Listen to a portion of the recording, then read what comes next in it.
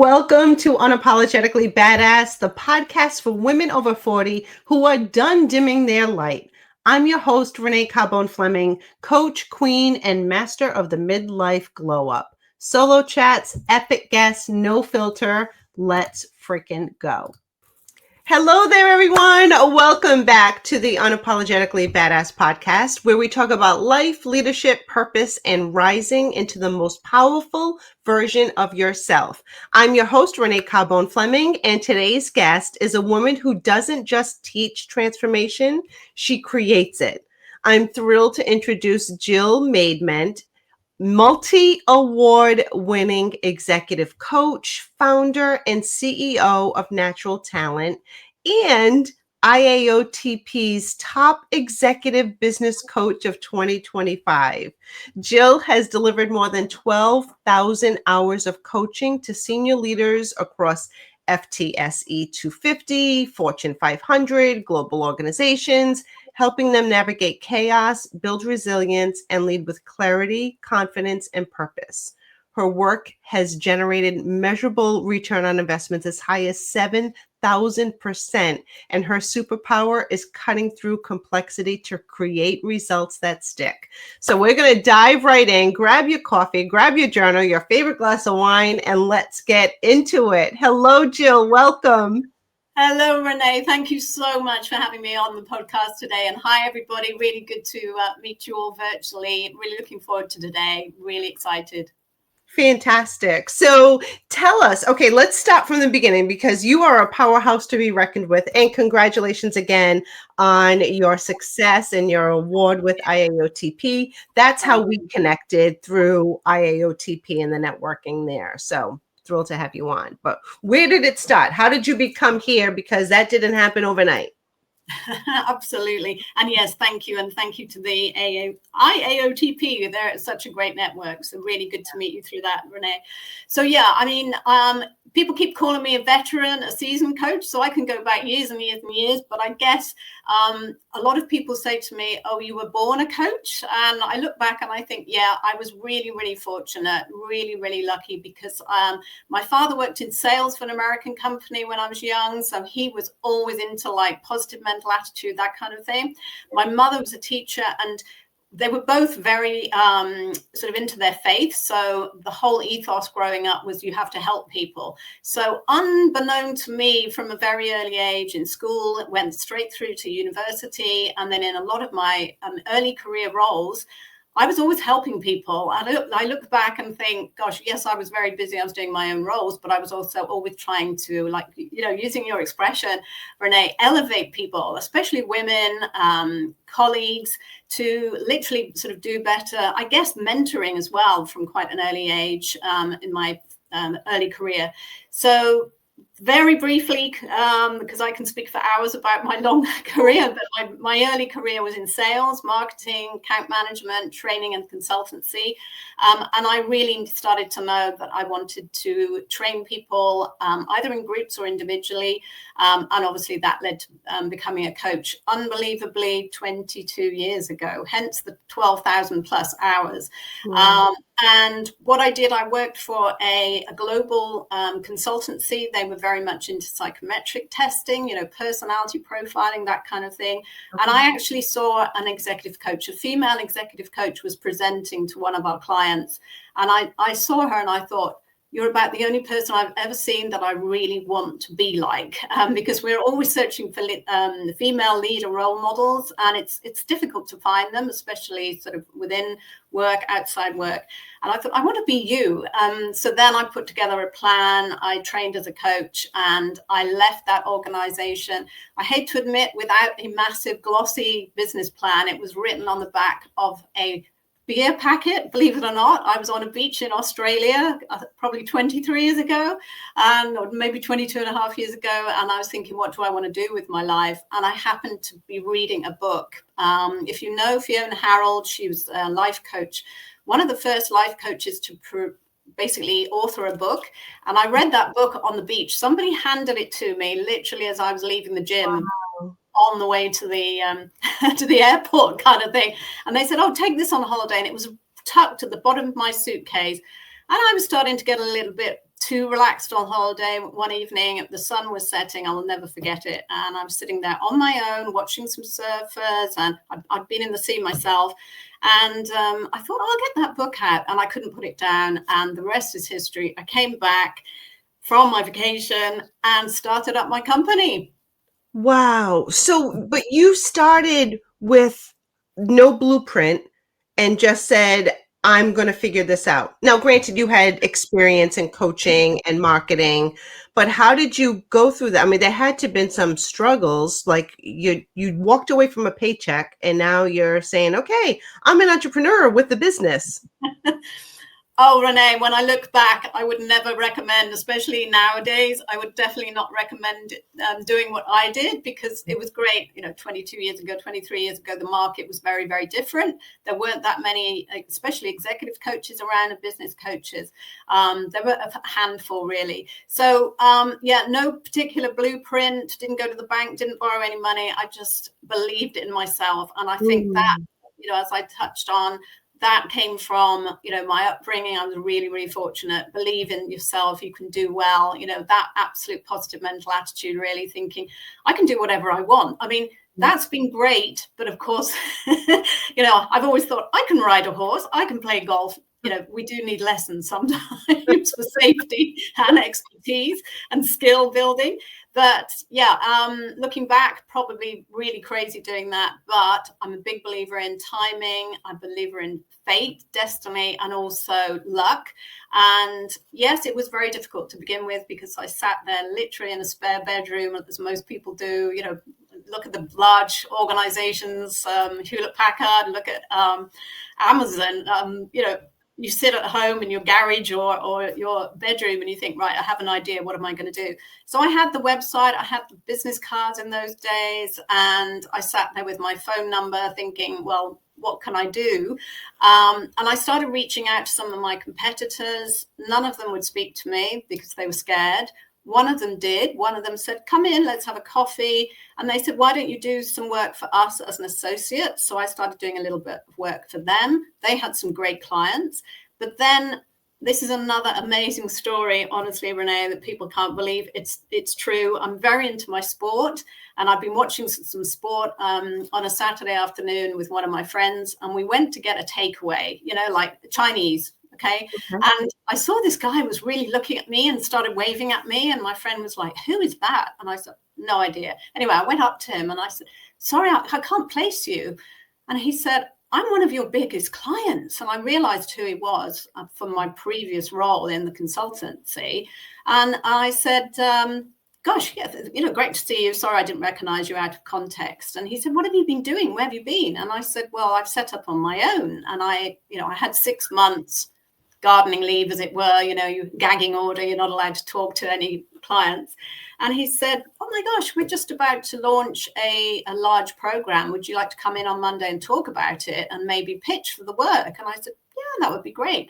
So I did. I won the contract. I've ended up working with that organization for at least 10 years. And then what happened was a lot of the individuals in that company started to leave, and then they'd pick up the phone and say, Jill, can you do something similar in another organization? So organic, really, right place, right time. Okay, did a good job. But yeah, that was my big break. And it just really evolved organically from that. So I always say, believe in yourself.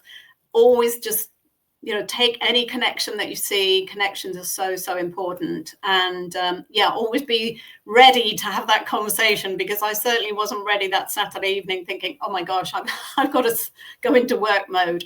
Right. Go into work mode and pitch something on Monday. But your experience led up to that. And like you said, you took action from an opportunity where Absolutely. A lot of people may not have that strength in their own confidence.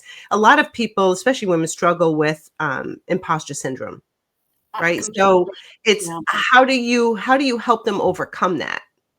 Really good question, Renee. Thank you. And I agree. I work with a lot of female clients. Okay, guys, male colleagues. clients can also suffer from it, but yeah, women in particular, as you say. So I'm a big believer in positive messages, giving yourself positive messages, whether that's like every morning having the routines, the habits of affirmations, or whatever you want to call them. So that's what I do personally as well. Not every day, I'll be honest, but if I've slept longer or I've got an early meeting, but especially, I always say, the dark days of winter, and you're like, oh my gosh, what I'm plowing on through here. I always read quite a few affirmations, because my clients and friends even would say, well, how many do you need? And I'm like, as many as you want. So I tend to read at least like 20 every morning, saying, not necessarily you can do this, but you're good at this, you're good at that. So stamping out, dealing with and banishing those negative thoughts, any self-doubt that comes in, I'm not good enough. And I'm not saying me, to be honest, because I've worked on this for years and years, and I'm confident. But if there's ever any doubt, it's like dealing with it. Why am I thinking this? Asking yourself those questions, coaching yourself, thinking, why am I thinking this? What's happened? And it's usually, as you know, sometimes it might be tired, or you've been knocked back.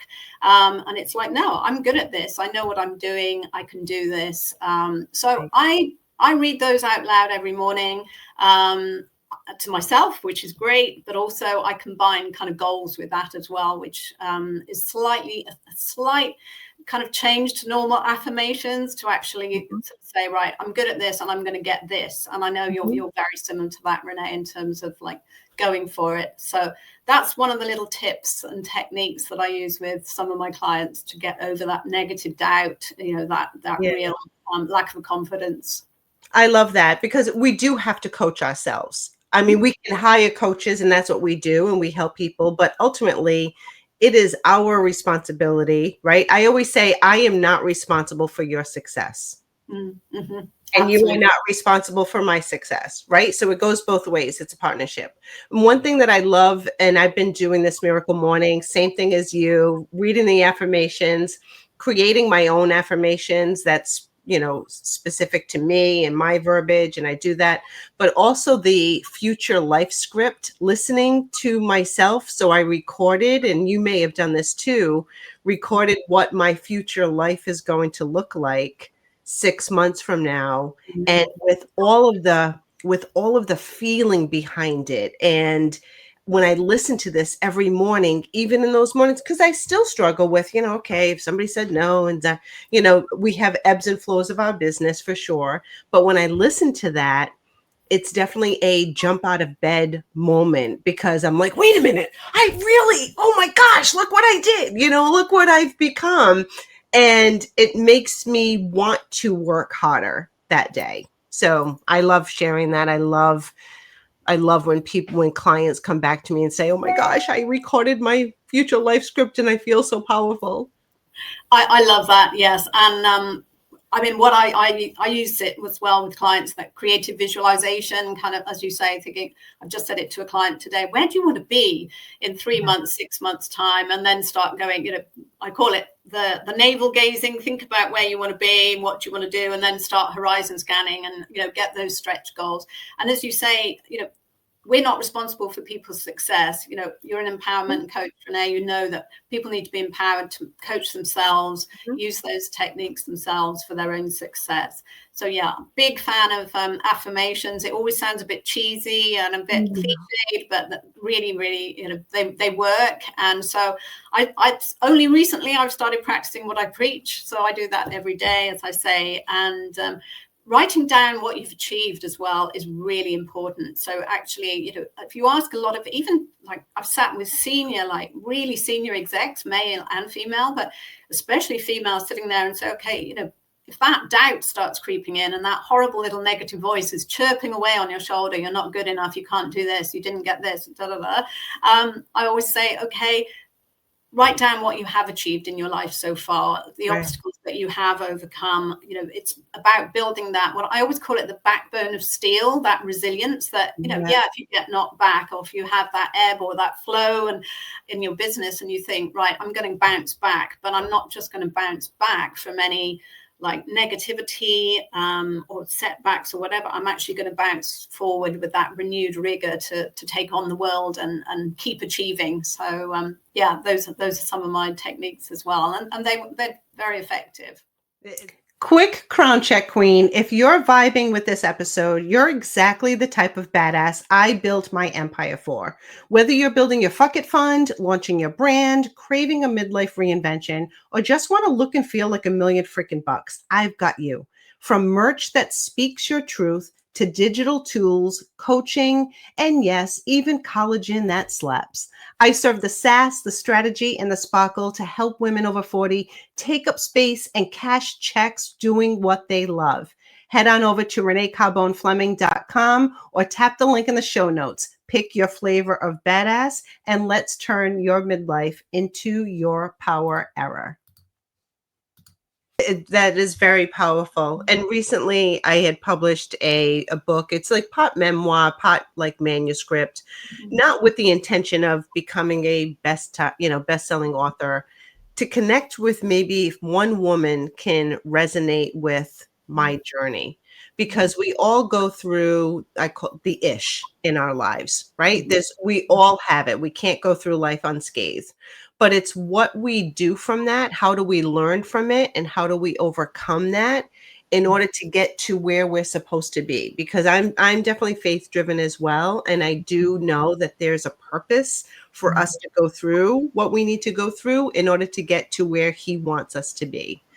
Right. So what are some of the things that you had to go through in order to get to the success that you have? Thank you, Renee. Yeah, good question. And I am very, very fortunate. I know that. So, I know yourself and other kind of members of our cohort, if you like, have been through some real horror stories.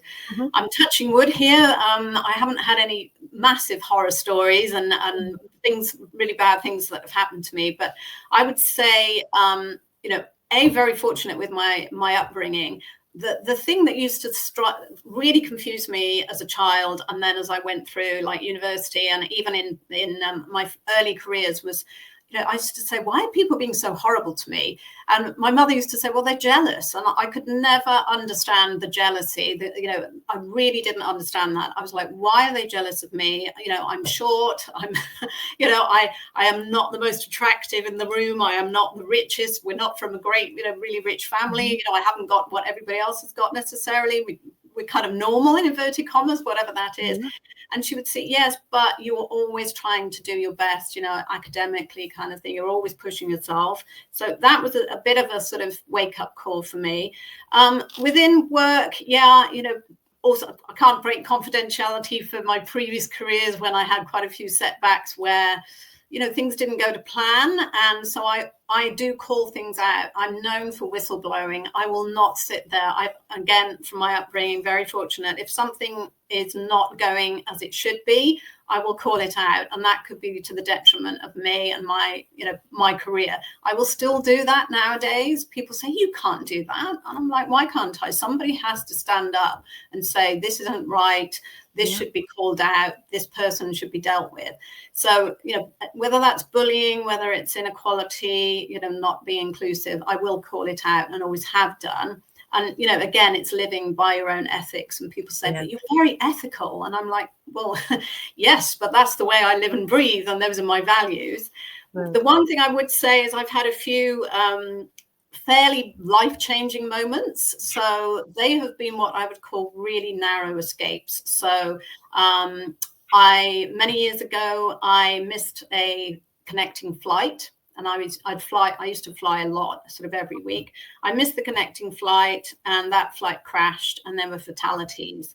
And that was one of those huge, wake up moments where your life flashes in front of you. And I was like, this is cutting a very long story short, but I have got goosebumps.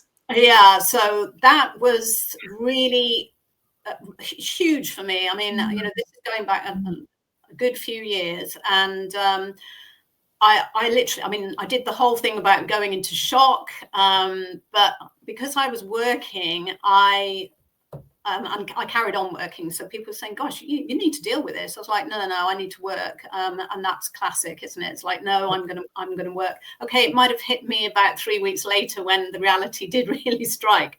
But that was a wake-up call. And it's almost like, I'm a big fan of seize the day, do your best.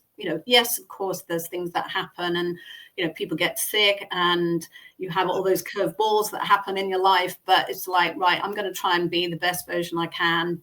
My purpose is to help people, kind of thing. So that was a near miss.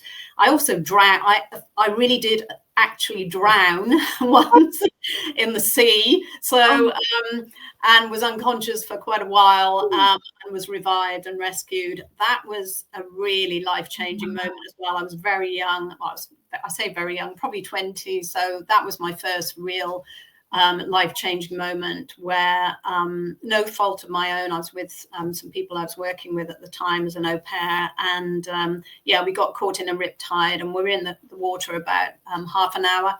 So I knew, that was it, end of my life. And they're right. When people say when you're about to die, your life flashes in front of you, and you're calm. Anyway, luckily I was revived.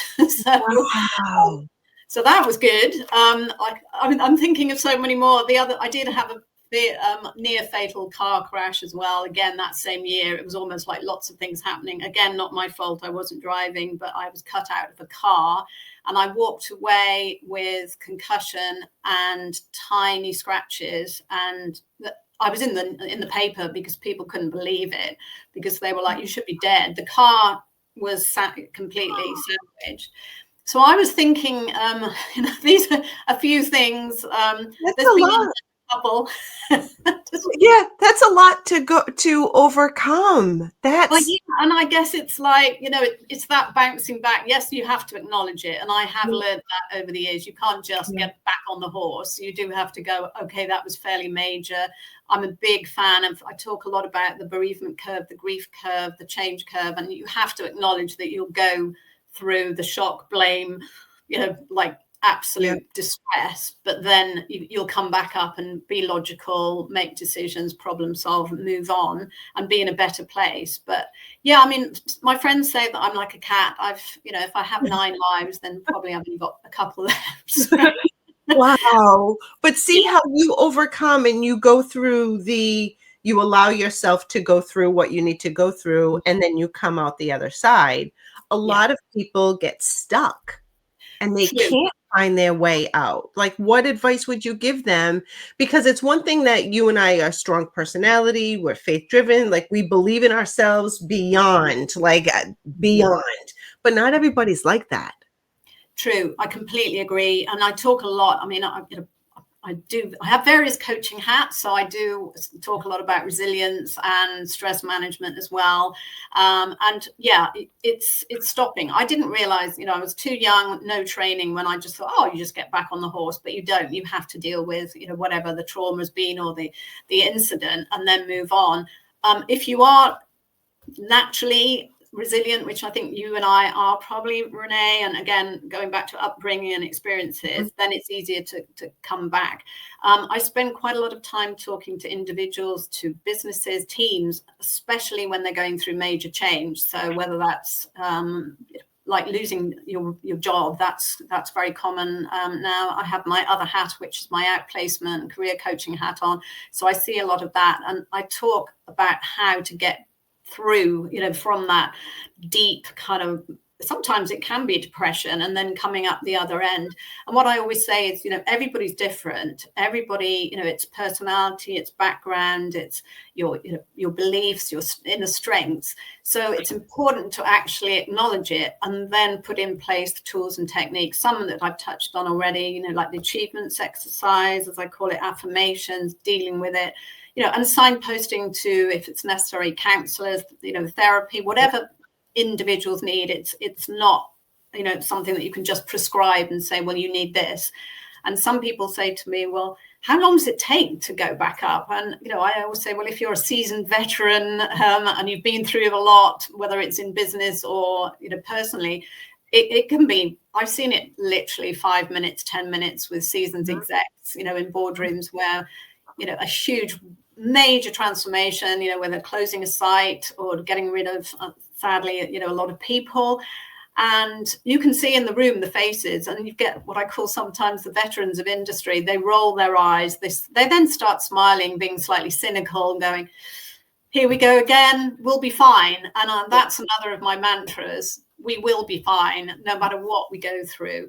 But as I say, it is on an individual by individual and case by case basis. But it's strengthening that resilience, trying to be positive, trying to take positive actions. I'm a big fan of action plans, step by step, so that people can actually move on and do things being logical as well, because we can all, dwell on the negative and the what ifs. And I sometimes say, if I'd gone, what if I'd done this? I don't think I'd ever got on a plane again. I don't think I'd have a car again. Those kind of things. Yeah. And it's the same in work and awful things that happen in life, and work. But it's really a question of going, okay, let's be logical about this. And if you want to go down the what if route, then go down it, but replace any of those awful kind of thoughts with something positive. It's like, well, yes, it didn't happen, and so what are you going to do with your life now moving forward? So those little kind of techniques as well. That's great advice. About my near misses. I can't believe your journey. A lot of people would crumble and never go into a car or an airplane again. So you're very resilient. I love the tips. What's next for you? What do you see yourself doing the next chapter? Anything big? Well, thank you, Renee, for asking. And I have to practice what I preach, but you know what it's like. It's pretty busy at the moment. I'm very fortunate, as I say, because I wear various hats, and I'm putting together quite a few big proposals for work, which is really great and really interesting. Personally, I love what I do. So people say, well, how much longer are you going to do this? And I'm like, I'll just carry on for as long as I can, as long as I've got my health and my interest and I want to do it. I want to write more books. So it's great that you've written the book. So far, I've had 4 ebooks published, and 1 on resilience, actually. I've recorded quite a few audio books and what we call the virtual classrooms. They're like podcasts, but with slides. Very instructive. Is that the word? Anyway, educational. And so I really love doing that. And then you get feedback from people. And of course, as you know, with podcasts and with, YouTube videos, etc., you have such a wide kind of audience. So that's good. So I want to do more of that. And I want to start actually writing some more books. So not ebooks, actually hard copy, soft copy, paperback books. Oh, that's fantastic. Yeah, that would be the next step. That is wonderful. And so where can people find you? They want to work with you, they want to follow you, and where can they?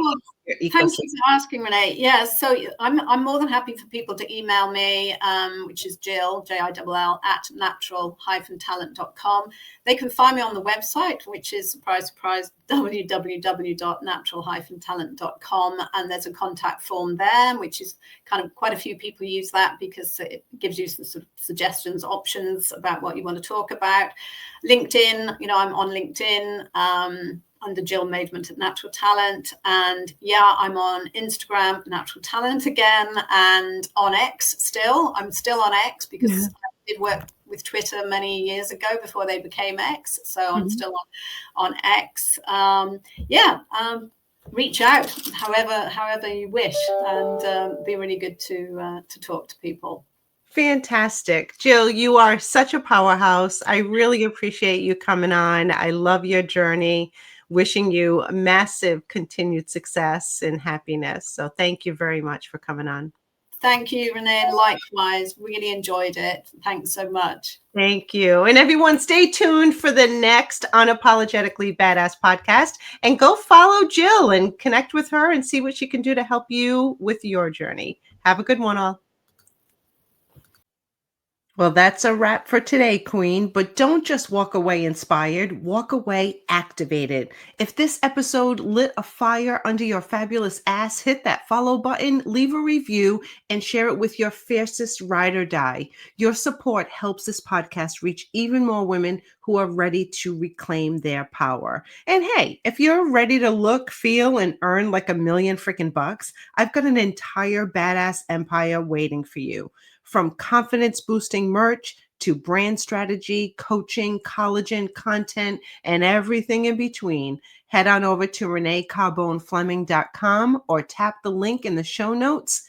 Pick your flavor of badass and let's turn midlife into your power era. Stay bold, stay unapologetic, and wear the damn crown.